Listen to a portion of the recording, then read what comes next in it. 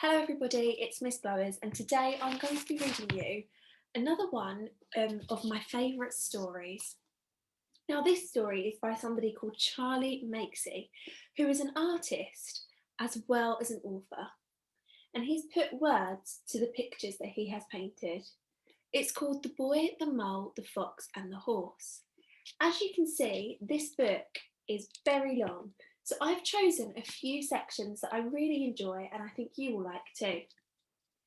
I'm going to begin by reading you the letter at the start of the book, which Charlie Makesy wrote to anybody who will be reading it. It's written in the most beautiful calligraphy.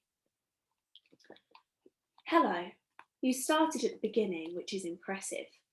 I usually start in the middle and never read introductions. It's surprising that I've made a book because I'm not good at reading them. The truth is, I need pictures. They are like islands, places to get to in a sea of words. This book is for everyone, whether you are 80 or 8. I feel like I'm both sometimes. I'd like it to be one you can dip into anywhere, anytime. Start in the middle if you like, scribble on it, crease the corners, and leave it well thumbed. The drawings are mainly of a boy, a mole, a fox, and a horse. I'll tell you a little bit about them, although I'm sure you'll see things here that I don't, so I'll be quick. The boy is lonely when the mole first surfaces. They spend time together gazing into the wild. I think the wild is a bit like life, frightening sometimes, but also beautiful. In their wanderings, they meet the fox. It's never going to be easy meeting a fox if you're a mole. The boy is full of questions. The mole is greedy for cake. The fox is mainly silent and wary because he's been hurt by life. The horse is the biggest thing they have ever encountered and also the gentlest. They are all different like us and each has their own weaknesses. I can see myself in all 4 of them. Perhaps you can too. Their adventures happen in springtime, where one moment snow is falling and the sun shines the next, which is also a little bit like life. It can turn on a sixpence. I hope this book encourages you perhaps to live courageously, with more kindness for yourselves and for others, and to ask for help when you need it, which is always a brave thing to do. When I was making the book, I often wondered, who on earth am I to be doing this? But as the horse says, the truth is, everyone is winging it. So I say, spread your wings and follow your dreams. This book is one of mine. I hope you enjoy it and much love to you. Thank you, Charlie. Some very meaningful quotes in there. I'm going to have a little look inside and read the sections that I have chosen. So it starts. Hello. I wonder what this is here. So the boy is looking at something. He said, hello. I'm so small, said the mole. Yes, said the boy, but you make a huge difference. What do you want to be when you grow up? Kind, said the boy. Look, the little boy is helping the mole onto the branch before he joins him. What a kind thing to do. Okay, the next part I chose. The mole is now talking to the boy. Most of the old moles I know wish they'd listened less to their fears and more to their dreams. What's that over there? It's the wild, said the mole. Don't fear it. Imagine how we would be if we were less afraid. Can you see them? They look so small against all of this landscape. Now have a look, they're sat on the same branch, but something is creeping up behind. I'm not afraid, said the mole. If I wasn't caught in this snare, I'd kill you, said the fox.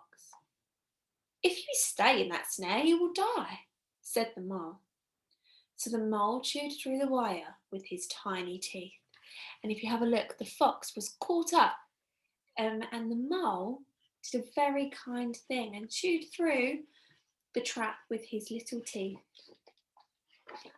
And he says, one of our greatest freedoms is how we react to things. And have a little look at what the fox has done. Can you see it? He's drawn a heart with his paws.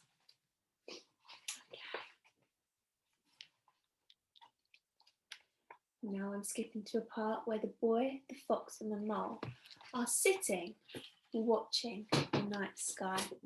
And it says, so much beauty we need to look after. Being kind to yourself is one of the greatest kindnesses, said the mole. We often wait for kindness, but being kind to yourself can start now, said the mole. Often, the hardest person to forgive is yourself. Okay. Sometimes I feel lost, said the boy.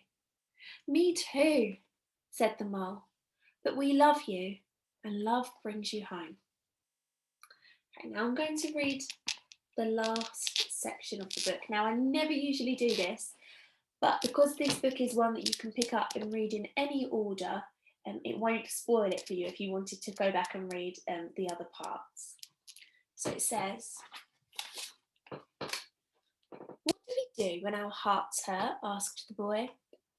We wrap them with friendship, shared tears and time, till they wake hopeful and happy again. Do you have any other advice? Asked the boy. Don't measure how valuable you are by the way you are treated, said the horse. Always remember you matter, you're important and you are loved, and you bring to this world things that no one else can.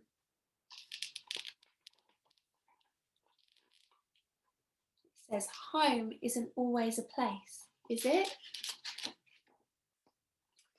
And then Charlie Makesy, the author, has written thank you for reading. Okay, now this book is, like I say, one of my really beautiful ones, and I like to pick this book up sometimes and just read through certain pages to remind myself of things that perhaps will make me think. I'm going to read to you the last part. So this is like Charlie Makesy wrote a letter at the top, at the front. I'm just going to read the last page. Sometimes all you hear about is the hate, but there is more love in this world than you could possibly imagine. And I think that's something that we all need to remember. So I'm going to leave you on that quote.